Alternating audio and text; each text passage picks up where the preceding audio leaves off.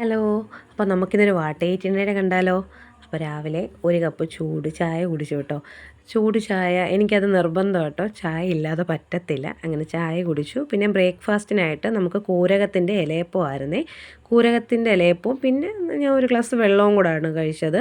ഇവിടെ തന്നെ റാഗി പഞ്ഞിപ്പുല്ല് എന്നൊക്കെ കേട്ടോ പറയുന്നത്. പിന്നെ ഒരു 11 മണിയൊക്കെ ആയപ്പോഴത്തേന് ഒരു പഴവും കൂടെ കഴിച്ചു കേട്ടോ. കണ്ട പച്ചയാണെന്ന് തോന്നും, പച്ചയല്ല, നല്ല മധുരമുള്ള പഴമായിരുന്നേ. പിന്നെ ഉച്ചയ്ക്ക് ചോറാണ് കഴിച്ചത്. ചോറിന് മാങ്ങാച്ചാറ്, മെഴുക്ക് പുരട്ടി, മീൻ കറി, ചീനി, പിന്നെ നമ്മുടെ കൊഞ്ച് തേങ്ങ അരച്ച് വെച്ചതായിരുന്നേ. ഈ മാങ്ങയും തക്കാളിപ്പഴവും ഒക്കെ ഇട്ടത്.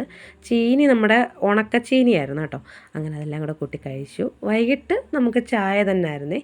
ചായയും പിന്നെ അതിൻ്റെ കൂടെ രാവിലത്തെ നമ്മുടെ കൂരകത്തിൻ്റെ ഇലയപ്പം ഇല്ലേ, അതുകൂടെ കഴിച്ചു കേട്ടോ. നല്ലതായിരുന്നു. പിന്നെ വൈകിട്ട് രാത്രിയിൽ നമുക്ക് ചോറ് തന്നെയായിരുന്നു. മാങ്ങാച്ചാറ്, മുളക് വറുത്തത്, പിന്നെ വഴുതനങ്ങ ഫ്രൈ, മീൻ കറി, അങ്ങനെ അതെല്ലാം കൂടെ കൂട്ടി കഴിച്ചു. മീൻ കറി ചൂട് മീൻ കറിയായിരുന്നു. പിന്നെ ഒരു ഓറഞ്ച് കൂടെ കഴിച്ചു. ഓറഞ്ച് ഒന്നല്ല, 1-2 ഓറഞ്ച് കൂടെ കഴിച്ച് അവസാനിപ്പിച്ചു കേട്ടോ.